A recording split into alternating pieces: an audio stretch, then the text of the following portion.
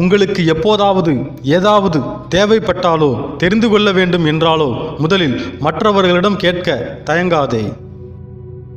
மற்றவர்களின் கருத்துக்கு பயந்து உனக்குள் இருக்கும் உண்மையை சொல்ல தயங்காதே.